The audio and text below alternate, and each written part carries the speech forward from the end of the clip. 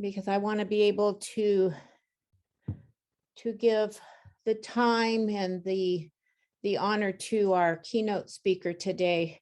And I just want to be able to thank each and every one of you for being here, for continuing to have open hearts and open ears to continue to listen to the stories, to learning the wisdom that we have brought you, not only through the ICWA Institute, but throughout the time together with the conference. So with that, I would like to have you welcome us, our keynote speaker, Justice Montoya-Lewis. Please let's give her the honor and be attentive. And if you have questions, she's more than willing to have them in the chat. Justice Montoya-Lewis, thank you so much for being with us, and I will hand it over to you. Thank you. I am really honored to be a part of this conversation today, and I am going to invite you to ask me questions through the chat function, and I'll do my best to monitor that. I guess I will just sort of start by recognizing the tremendous work that I've seen through the agenda for this for this series of presentations over the course of the last couple of weeks, as well as the work I know you do outside of courtrooms and inside of courtrooms. And I want to thank you for that, for those efforts. It's not easy work that you are engaged in over the last couple of years almost now that I've been on the Supreme Court. I have been in a position to be doing work that's sort of at the 10,000, 30,000 foot level. That's not the work of the courtroom, working with families in crisis day to day. And I really have noticed that there is a level of stress and anxiety in my life that is really gone as a result of not having the constancy of crisis as a part of my life from my work. Certainly there are always life crises and the pandemic that we're all living through, as well as our individual stressors contribute to those feelings that we might have. But the work that I know that you do when you are doing your best to serve those families can really contribute to a sense of feeling like things are unmanageable or out of control or just difficult. So I want to start by recognizing that it's really challenging work that you're doing, and I'm very grateful that you continue to do it. The cases that we see in the Washington Supreme Court that we accept for review are always cases, we always accept cases that really give us an opportunity to develop the law and hopefully make it better and more clear in terms of what the responsibilities are for courts, and in the case of ICWA and WICWA development, that they make the law alive and make and breathe into the words and the paper the reason for those words. And so that's what I hope to share with you today in my talk. And as I said, I'll be very happy to answer your questions as we go through this. And so I'm going to share my screen, and just give me just a second to make sure I have the ability to see your chat. I may not as I'm sharing the screen, but I will try. And so what you should be seeing is the title card that says Descendant Daughter Why ICWA Matters. Great, thank you, Ryan. So for some of you who may have seen me speak in the past, you may have seen versions of this talk, and I've really come to understand that hearing from someone like me, who has a family that has been directly impacted by institutional racism that has stemmed from the kinds of policies that led to the creation of ICWA and WICWA, really makes a difference. And so I share my own family's story, and I hope I do honor to those stories. But it's also a way for me to introduce you to who I am in the way that I was taught to introduce myself. I was taught to introduce myself through a formal process that begins with my ancestors and ends with me. It never includes any discussion of my professional or academic accomplishments. It is entirely an introduction based upon those I came from. And it's, I think the intention of that is to help remind me of who I come from, and that I remember that whenever I introduce myself. And I was taught to do those introductions, not just in formal settings like this, where I'm introducing myself to a large group of people, but also in individual introductions. And it can take a long time, but that length of time that it might take for me to do that and to have someone do that in response, it is a way of keeping those connections to our history alive, and also continuing to remind ourselves of our place in those stories. So I very much view myself as the daughter of my father, my parents, and the history that I'm going to share with you today. I also include my email address, and you are welcome to follow up with me. I don't get back to people immediately, but I definitely get back to people. So if you have follow-up questions that we don't get to today, I'm happy to answer your questions or hear your thoughts, as long as, of course, they're not about specific cases. So I need to get my other screen up so I can move through these slides. So I want to tell you a little bit about why I choose to share this story, to talk about the law, by sharing a little bit about my introduction to legal storytelling. When I went to law school, I had never met a lawyer or a judge. I had no intention of practicing as a lawyer or certainly as a judge. It never crossed my mind. I went to law school because I was interested in understanding how the institution of law impacted people. And I wanted to know why people follow laws, why some things are legal and other things are not, and what that means for people who are impacted by legal systems, which frankly is all of us. When I got to law school, I learned very quickly that that was not the question that was being answered in my classes. I was expected to learn legal concepts and how to speak like a lawyer. And I spent much of the first year of law school really learning that language. Everyone was speaking English, and I was completely competent in speaking English, but they were speaking a different language, and some students had much more exposure to that language than I had had, because they came from generations of lawyers, and so interacting with that language was much easier for them. And we were also talking about things that, of course, were important, and of course formed the foundation of the work that I did from that day forward. But they didn't involve the questions that I thought were the most important. And that was, how did these cases get here?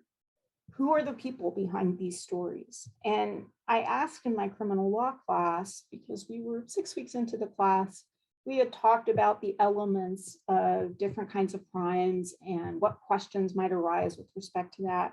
But we had not once gone through the story that led to the case that we were reading. And I asked my professor, When are we going to talk about the people that give rise to these stories, what their histories are, why they're involved in the criminal justice system, what it means to be a victim or survivor of crime? And he really looked at me as if that was the only time that question had ever come up, although I struggle to imagine that that's the case, but maybe it was. And he said, those aren't relevant to what we're talking about, and went on to the next point he was going to make. It was very dismissive, and I really felt like I had asked a question that was inappropriate. But I stumbled on this fairly new area of legal analysis, which has been in the news recently, called critical race theory. It's been completely misrepresented in terms of what it actually is, in large part because it's a fairly complex set of theories that really apply to legal analysis. What I learned in those first couple of years of law school through reading some of those pieces was that the basic concept was that telling stories, and particularly telling stories from communities that were underrepresented, was a means of demonstrating that the stories we all accept as true, whether that's because we've grown up with them by being taught those stories through our teachers and our educational process, whether we've grown up with those stories as part of our own family histories. They teach us particular lessons and ways to understand the world. And if you tell what many of these writers call the counter narrative to those stories, that you introduced new ways of understanding to a societal conversation, and also, if you were lucky, were able to demonstrate that one way of viewing the world didn't mean that that was the right way, but it was simply one way. This was very exciting to me as a law student. It has continued to be a big part of the way I frame my understanding of the legal system.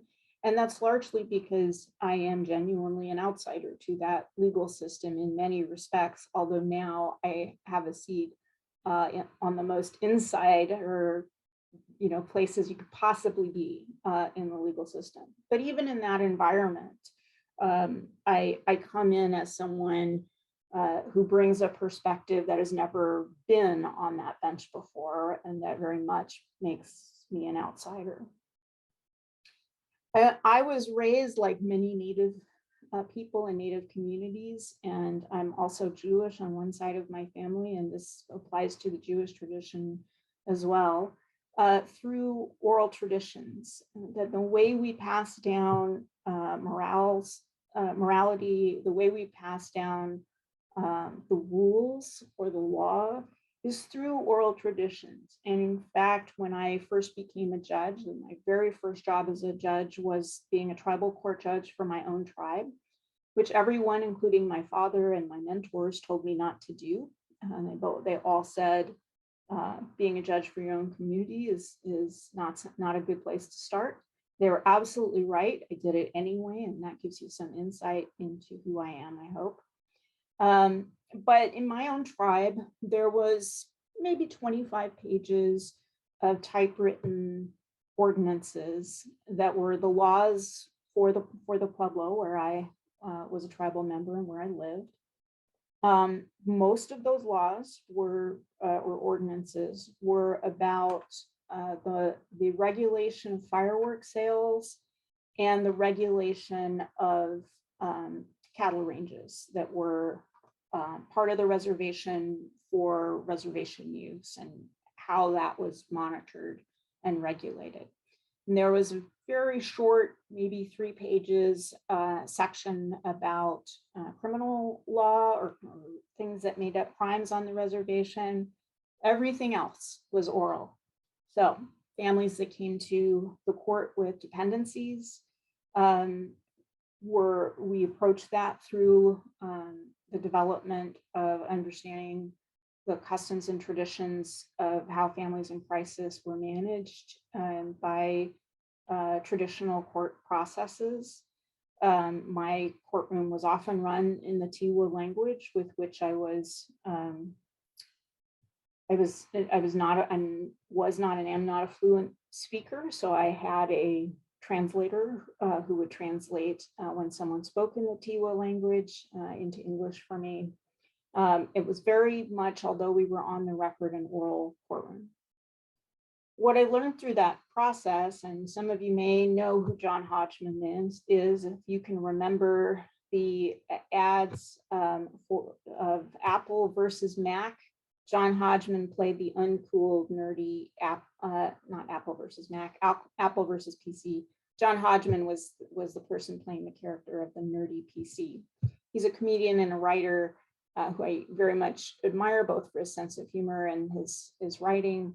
But he often says specificity is the soul of narrative. And I've really taken that to heart. Like, the more you understand a story, the better told that story is, but the more it demonstrates the bigger picture, which is why I've chosen in talks like this one to share some of my family history and my family story. This is a photograph of the Washington State Supreme Court called the Temple of Justice. As some of you may be aware, it's currently closed to the public, but it is very much a public building. The first time I went into the Temple of Justice, I went in to visit a couple of justices after I had been interviewed by the Governor's Council for the position that Justice Mary Fairhurst was retiring from. This was not a building with which I was familiar. When I applied for appointment by Governor Inslee to the Supreme Court position, I never imagined I would actually get it. And when I walked up those stairs, which are quite imposing, and I said this during my swearing in, the thought I had is this building was not a building that was built with someone like me in mind. And that was only reaffirmed by walking through that building and seeing pictures. There are photographs on the bottom floor that show the history of the court by showing formal official photographs of each bench. So the 9 justices as they changed through the years. And then there are individual photographs on a different wall of all of the justices who have served on the bench. And up until the late 70s, early 80s, they were all white men. And then we have a couple of women coming in, and then things really started to change with Governor Gregoire's ability to appoint people to seats on the Supreme Court. But it was certainly not a building where the things that I recognized as welcoming and welcoming even in a formal way were represented. I'd never really been in a building or worked in a building that had marble floors and bronze bathroom fixtures. And these were things, and continue to be things, that continue to sort of take me by surprise. So what I've really worked on and thought about really on a daily basis, even during the period of time that we're still in, where many of us, including me, are working from home offices, to think about how do you make a building like this, a public building that is the figurehead building for the legal system, a place where people like me and families like families I come from and know, and communities that I come from and know, feel like they're a part of it. And I don't have a good answer to that, but I hope that that I'm beginning to figure some of those things out. And some of that comes through in the work that I'm doing in my written opinions. This may come as a surprise to some of you, and maybe some of you have never thought about it, but we have 9 justices who all have a responsibility of writing opinions. We each write somewhere between 10 and 12 opinions a year. These are opinions that are responses to cases that we have accepted for review each year, and they are randomly assigned. So it is a case draw that looks very much like bingo. There is literally a set of cases that are where the names are in a hat and they're pulled out and randomly assigned to the justices. And despite or through that random process, in my first year and a half as a Supreme Court justice, I was randomly assigned 2 of the 3 cases that the court chose to review that address the Indian Child Welfare Act and the Washington Indian Child Welfare Act. And this case in Ray ZJG was the second case that I had the responsibility of authoring. It is a case that is 9-0, meaning that it is a unanimous decision of the Washington State Supreme Court, and I'm very happy to be able to be in a position to do that. I really had a choice when I began the drafting of this opinion. And that choice was, do I use the voice that not only I was taught to use as a legal writer in law school, but that I taught others to use when I was professor teaching legal writing in law school? Or do I somehow tell a story in this case that is a story that I know? And after having taught over many years ICWA compliance, and I worked with hundreds of judges across the country on their understanding of ICWA and why it's important, it was an opportunity for me to tell that story. But there was a conflict, an internal one, about whether doing that would make people less persuaded by what I wrote, because they might say, and in fact some have, that because I'm Native and writing on the Indian Child Welfare Act, I bring with me a set of biases that are inappropriate in the law. Then the justices should be entirely objective and neutral. Of course, we're not objective and neutral. We all bring with us a history, a viewpoint, and if we didn't, there would be very little for the 9 of us to discuss when we discuss a case. I was also in the middle of a pretty hotly contested election, which I was running virtually, as was my opponent. But I had several opportunities to be, in the same virtual room with my opponent, who was a municipal court judge from Federal Way, a white man who had run for Supreme Court several times. And one of the things he asked me when we were in debates or that sort of an environment was how I could convince the voters that if someone brought a case that involved a tribe, that they would get a fair shake from me, and that I wouldn't just automatically vote with whatever the tribal interest was. It was an unfair criticism of my ability to be fair, but it was a very effective tool in terms of an election and speaking to the electorate, who very much wanted to hear my answer to that question.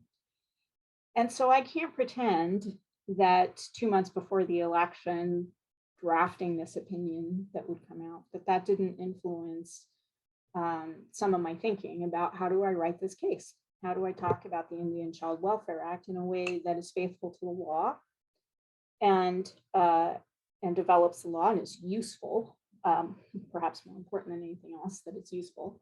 And also, do I want to invite that question that I just reflected from my opponent in that election? Or do I want to write it in a way that deflects that question? As I said, this was the second case that I had authorship over in my Supreme Court career. And I decided that I had been appointed to this position and applied for this position because of the perspective that I brought, not in spite of it. And I chose to write this as a story. I think as you've been looking at this slide, you've probably been able to read this first paragraph. But what I really wanted to emphasize in this first paragraph is that the stories of losing children to systems of child welfare, foster care, adoption, institutional boarding schools, and other institutions is something that's a continuing part of our experience as Native people. It's not simply a historical artifact. It's something that we continue to experience. And that this statute is, that is to say, the Indian Child Welfare Act is about repairing that. There are not a lot of statutes or laws in the state of Washington that are about fixing or repairing. They are largely future looking. WICWA and ICWA are not. And that was very important to me to point out. So I'm going to shift a little bit to talking about my own family history. This is a photograph of my great-great-grandmother, Satsuma, who this photograph was taken in somewhere in the 1870s, 1880s. One of the things that is sort of a benefit of being a tribal member and from communities that the government, federal government was really using a multitude of federal policies to eradicate, is that they did a very good job of documentation. So if you look in census data for and look for your relatives, if you happen to be Native, you usually can find a tremendous amount of information, not just names, but often multiple names, because many tribal people, particularly in the Southwest, would have a name in their indigenous language, like Satsuma, as well as a name that was typically a Spanish-sounding name or a name from Mexico, because prior to being New Mexico, the state was a part of Mexico before it became a state. So you can often find that information in census data, and you can also find pictures because, as I said, the federal government was very keen to document the numbers of Native people in this sounds terrible, but you can find federal documentation and federal policy that says this, that the intention was to be able to track the decline of those numbers. So this is a photograph from the National Archives that we found, my husband and I, in looking at some of that census data. This is my great-great-grandfather, Jose Paisano. Both my great-great-grandparents were from the Pueblo of Laguna, which is about 50 miles to the west of the Pueblo of Isleta. They are very close, but they are completely different in terms of language. At the Pueblo of Laguna, the Keres language is spoken. In the Pueblo of Isleta, the Tiwa language is spoken. There are a multitude of different languages in the Pueblos, and there are 19 different federally recognized Pueblos in New Mexico. What unifies them and why they're often referred to as the Pueblos is the physical structure of the villages that we live in, which are adobe based structures, although they vary quite a bit from Pueblo to Pueblo. But many Pueblos have very different religious traditions and, as I said, different languages. Jose and Satsuma had many children, including my great-grandmother. And my great-grandmother, Mary Perry, was ordered by court order, or her parents, Jose and Satsuma, were directed by federal policy and federal order to go to Carlisle boarding school in Pennsylvania. They were put on, many of the Laguna children, not just my great grandmother, were put on trains and sent to Pennsylvania without explanation, and they were just taken. This is a photograph of Carlisle boarding school, which is one of many types of boarding schools. This boarding school was established by Colonel Richard Pratt. It was based on a model of a military school. It continues to exist as the U.S. Army War College. It's basically been a military institution since its existence. And it was run like that. The children who arrived at this school were, the boys were trained as soldiers. The girls were trained as domestic servants. As you can see in this slide, there were 26 other federal schools built on this model, but there were many other boarding schools that were either run by Catholic or Christian churches or other government, or with the support of the federal government or other similar such models. And they all had the same goal. The nice word for that goal is assimilation. But the motto for Carlisle boarding school, and what Colonel Pratt said in his very frequent public remarks about what his intentions were in the school, were to kill the Indian and save the man, to rid these children of those things that made them, in his view, native, their language, their cultures, their food ways, their life ways, all of those things. And so they were dressed in uniforms, which you can see in this class photo, and which I will show you up close in just a moment. This is a photograph that was taken in 1880. It's a photograph, it's maybe a little bit hard for you to see, but it shows, it says Pueblos entered Carlisle, July 1880. If you're interested in seeing more of these pictures, Carlisle boarding school was very aware of the importance of documenting what they call before and after pictures. And so you can find literally hundreds of these. If you Google Carlisle boarding school and Dickinson University, the archive of Carlisle is housed there, and they have an extraordinary and extraordinarily well organized set of documents and photographs that preserve the history of the boarding school, and they are consistently adding to that. So this is a photograph of some Pueblo children from New Mexico, well, very soon after their arrival at Carlisle boarding school.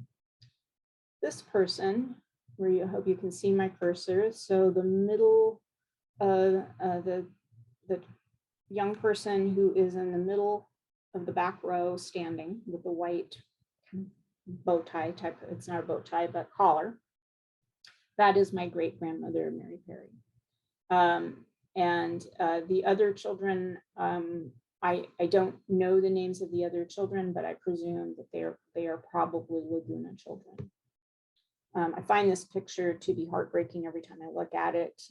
Just the looks of resignation on their faces I find to be very striking. This is a before picture taken again soon after the arrival of these three children from the Pueblo of Laguna at Carlisle Indian School. Mary Perry is in the back, and the other two young men are Ben Thomas and John Chavez. Mary Perry's Laguna name is Kyotse, and so this is a photograph. It's obviously a very stylized photograph, but it's a photograph showing them in likely the clothes they arrived in, but their traditional clothing. If you were to see a photograph of me on my wedding day, which is now almost 30 years ago, you would see me in clothing very similar to the clothing that she's wearing in this photograph. The shoes that I wore were moccasins made of deer leather, white leather that were came much further up the leg than the black boots that she's wearing in this picture. But that's really the biggest distinction I could make. The belt she's wearing is a belt that likely was her clan belt and would communicate to someone who was from Laguna what her clan was, as well as potentially other information depending upon the level of detail in the belt. So I'm going to show you the after picture. This is a picture taken somewhere near the graduation of all three of these young people, and these are the same three people as in the prior picture. My great-grandmother graduated from Carlisle in 1884, 1886. We're not quite sure of the date because the records are a little inconsistent. But what you can see in this picture is the military uniforms that the young men were required to wear. And I think, sort of show you the military training that they went through. They were genuinely trained to be soldiers. And my great-grandmother was trained in sewing and cooking and other things like that. My great-grandmother was physically abused every time she spoke in the Keres language. And that's how she learned English, really as a measure of self-preservation. She became literate in English. She wrote letters back to Colonel Pratt upon her return to Laguna, which was something that while the letters themselves are very painful to read, I'm grateful to have them because it shows some of her, some of the consequences of the impact of going to a boarding school like this one. Again, if you were to go back and look at the archives of Carlisle Indian School and look at the newsletters that Colonel Pratt sent out, they were newsletters that sort of told the story of individual Native kids who came to the boarding school, but they're largely fundraising newsletters. They also carried with them ads selling those children, and they were framed as ads for adoption, but typically would list the domestic servant skills that the children brought with them. They were really being sold as maids and cooks and other things to white families in Pennsylvania. And many of those children did not return to their home reservations. They were lost to adoption, but as many of you may be aware, over the last few months, schools like this one also had graves and cemeteries where children who didn't survive the experience were buried. Carlisle Indian School is one of those places where there is a cemetery and children died as a result of exposure to infection to which they had no immunity. But as my frequent co-presenter, Judge Bill Thorne, often says, he's a member of the Pomo tribe in California and was an appellate court judge in Utah for decades, and now retired, speaks frequently on ICWA. He often says that many of those children simply couldn't survive this experience and died of broken hearts. There used to be a number that was sort of a publicly accepted number of the number of children who didn't survive that experience and were buried in the Carlisle Cemetery. That number is no longer an accepted number, given what we are learning about the numbers of mass graves that are being found all over this country and Canada. Those numbers are clearly numbers that were significantly underreported. So I feel very lucky And I do think it's luck. I'm often told I come from survivors. In fact, I've said that myself, that as a result, my father used to say that I came from people who were resilient, people who survived, and he wasn't wrong about that. But I also think that in some ways invalidates the experience of children who simply didn't survive that for one reason or another. All of those lives were important, and I feel very lucky that my great-grandmother survived the experience and was one of the young people who survived that experience and was able to return home to Laguna. She married William Paisano, and both William Paisano and my great-great-grandfather were governors of the Pueblo of Laguna. A governor in the Pueblo governmental structure is the same as a chairperson, which is the language we use up here to talk about the head of government in tribes up in Washington. And my grandmother my great-grandmother, that is, I didn't get the opportunity to meet her. She died 15 years before my birth, but was quite a figure in my father's life. And many of the letters she wrote back to Colonel Pratt, particularly in the early years from her return from Carlisle, lamented her inability to do what she believed she was charged with doing upon her return. And that was to convert her community to a Christian faith, as well as to abandon traditional customs and also teach the English language and work to make the Keres language a dead language. Her letters back are full of what we would call today internalized racism. She was taught to view those things as backwards, and she believed that, although as she got older and continued her life in Laguna, I think that changed. But they're very painful. It's very painful to read those frustrations that she shared with Colonel Pratt. My great-grandmother had many children, and my grandmother from Laguna, the daughter of Mary Perry and William Paisano, is May Paisano. So I'm gonna skip ahead to that. This is a photograph of her, and the top picture shows her graduation. Whoops. The top picture shows her graduation picture from Haskell Indian School, which was also a boarding school and is now a tribally run four-year college called, I believe it's called Haskell Indian College, although I may have that title wrong.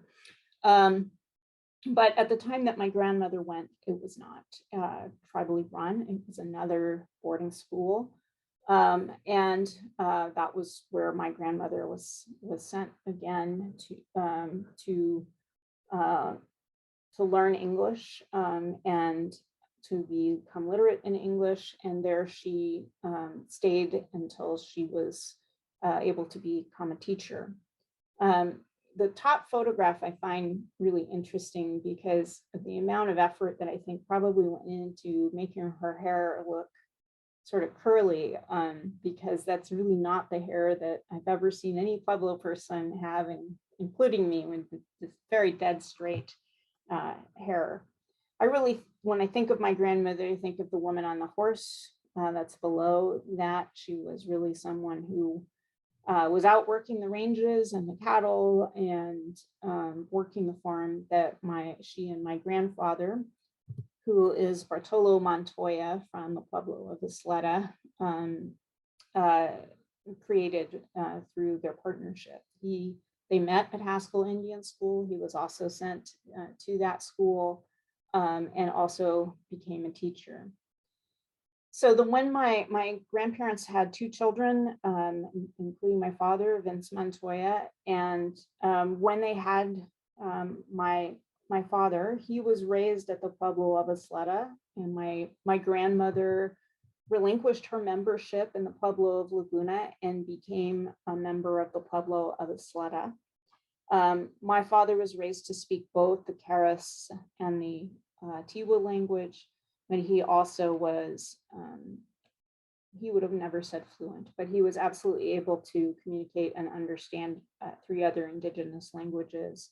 So he spoke 5 languages, indigenous languages plus English, and was voluntarily sent by my grandparents to boarding schools himself, where he, like them, was beaten for speaking those languages, and that continued not just in his experience in his younger years in those schools, but throughout his experience, including up through high school, when he was in a Catholic high school in Albuquerque, New Mexico. He spoke those languages or understood them for the rest of his life. But it was a real struggle for him to teach me those languages. And I'll explain a little bit about that in just a moment. But I just kind of want to note, just sort of taking a step back about where things were politically during these times, during my father's young adulthood. Despite the fact that all of these Native kids were trained as soldiers and many served in wars, they were not considered citizens. The Indian Citizenship Act was passed in 1924. It did not apply to all natives. And when this is a photograph of one of my uncles, when my uncle Miguel Trujillo returned from World War II, he went to register to vote, and they said he was not a citizen and could not vote, and he sued and won in 1948. So the right to vote and my right to vote came as a result of my uncle's efforts and preceded my birth by 20 years. And my father was not someone who was born with the right to vote, nor were my grandparents, despite the significant impact of the federal government and state government's policies on my communities. So my father was, this was Albuquerque Indian School. The building is no longer standing, and if you were to be where the school was, it's now surrounded by city. But at the time it was relatively remote, although it was in Pennsylvania. But that's where one of the places my father went to school and was used for speaking his language, had his hair cut and was otherwise trained to be successful in mainstream America. My father went to college. He became an engineer and joined the Air Force. And this is a photograph of him in his early years of being in the Air Force. This picture was taken before I was born and before he was married to my mother. And as I said, as may be evident from what I talked about, my father was very successful in the traditional sort of pull yourself up by your bootstraps American story. He came from a Native community that was at the time very economically underdeveloped. I come from a tribe that to this day is extremely private and very wary of outsiders and very critical of people who leave. Although for my father, the only way he could pay for college was to sign up to go into the Air Force. He signed up for a 4-year commitment, but loved the Air Force for various reasons. It really fit for him. And so he was excited to travel the world through the places he was stationed at. I was born in Spain. We lived in England. My father was also sent to Vietnam in the early 70s, towards the end of the Vietnam War. That was a story he never told me. he told me he was stationed in Thailand and was in Thailand for the entirety of his tour there. I didn't discover until his death that he had served in Vietnam. It was a story he kept to himself. It's not a story I tell because it took a lot of effort for me to find that information and the reasons why he never told me about it. But I think it goes to sort of demonstrate the things my father tried to protect me from. And he spoke to me in Tiwa. He would try to teach me how to respond back. But very often those conversations would suddenly end in him stopping speaking or end with him in tears. And it took me many years into my adulthood to really understand, and I was able to have conversations with him about this before his death when I was in my 30s, that when he tried to do that, he felt he was teaching me something dangerous. That by teaching me the Tiwa language, that I might suffer what he had suffered, his parents had suffered, his grandparents, as far back as he could remember. And he didn't want me to have that experience. So while he was very proud of who he was and where he came from, and he believed it to be very important that I know those same things, and I was lucky that enough that, to know, lucky that he brought me back to Isleta for critical, important parts of my life, naming ceremonies, as well as other customs and traditions that are a very important part of being an Isleta woman. And I lived on my reservation for several years after I graduated from law school. But he was very conflicted, and it was a direct result of the impact of being the subject of removal and what that looked like for him.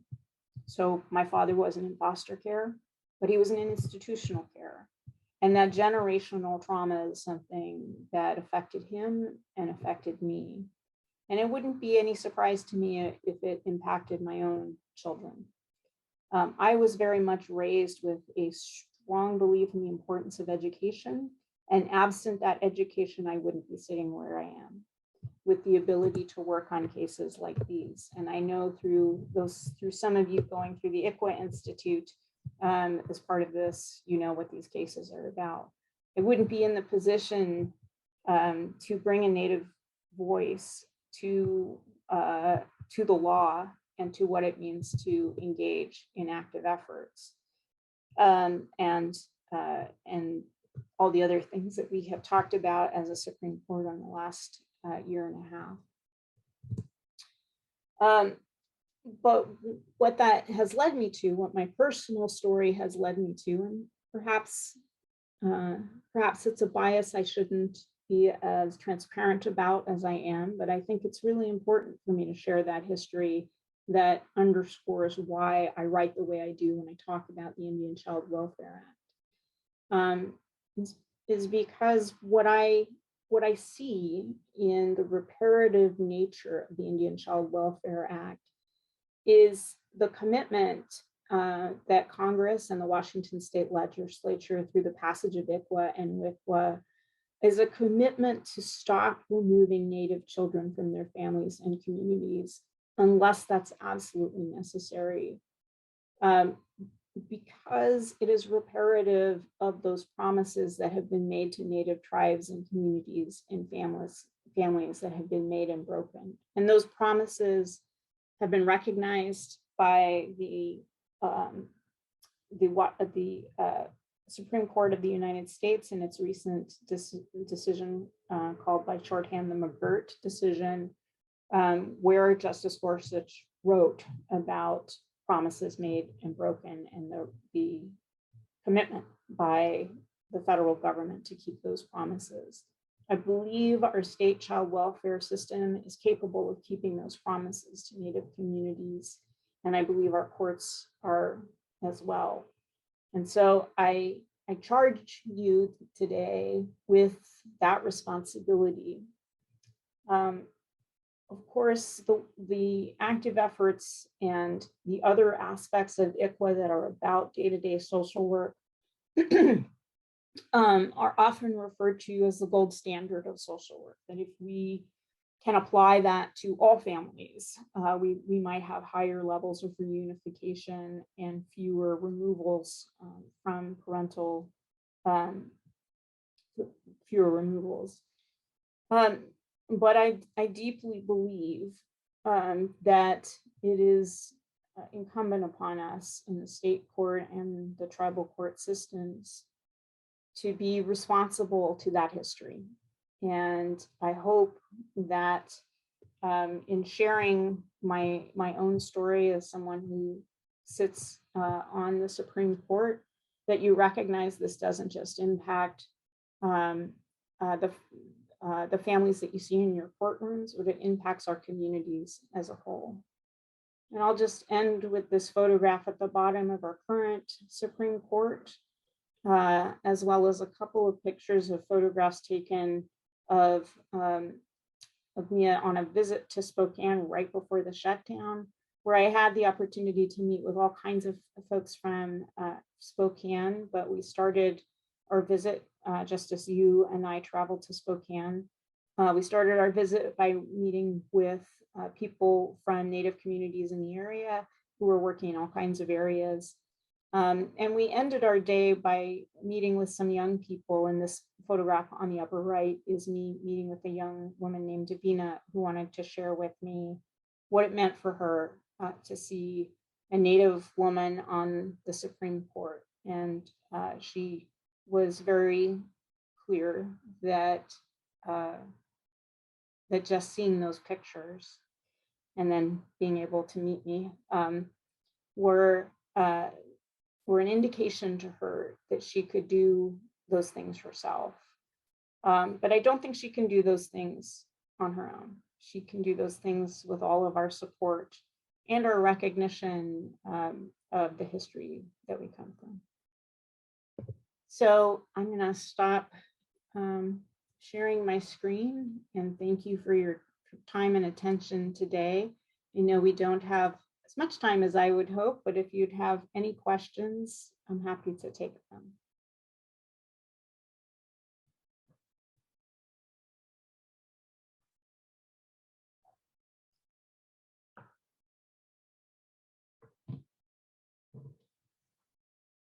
If there are no questions, I'll just be happy to turn it back to Ryan.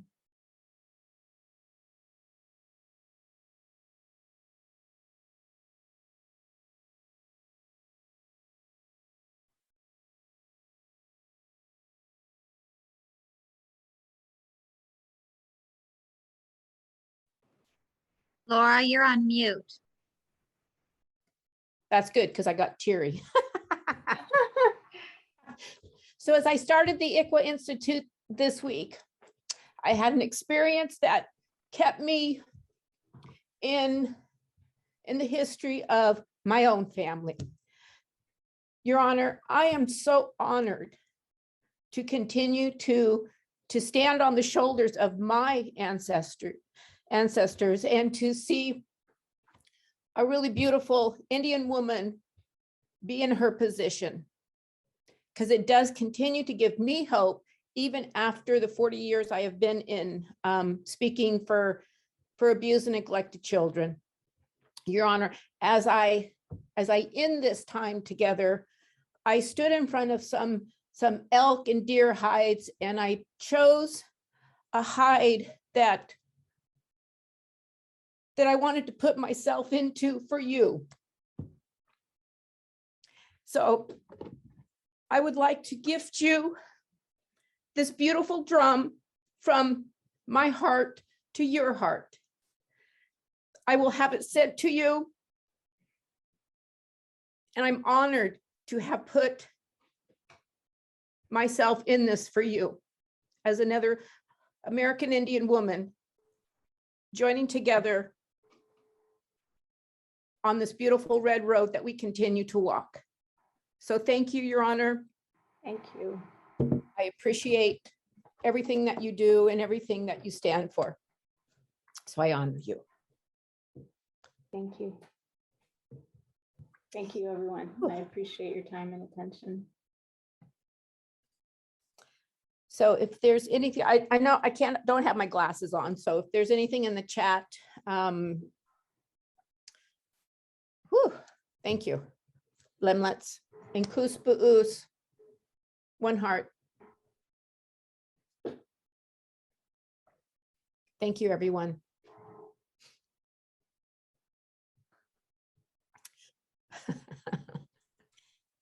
I'd like to thank you too, Your Honor. Thank you so much for joining us again and giving us our closing presentation for this conference. We've got one more session after this to close up the ICWA Institute.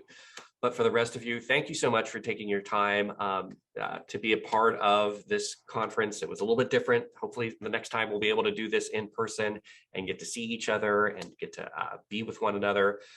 But thank you for all of those that have participated. I've said this before, and just so you know too, all of the materials are still up on the website, so you'll be able to access those for a while now. So I encourage you to maybe catch up on any of those trainings that you've missed. They've all been really good. Like they really have, as somebody who sat through all of them, they've been really, really good. So encourage you to make use of that resource. And other than that, if nobody else has any final words or anything that they'd like to share, hopefully we'll see each other all in person again next year and we'll be done with this Zoom thing. So thanks so much, everyone.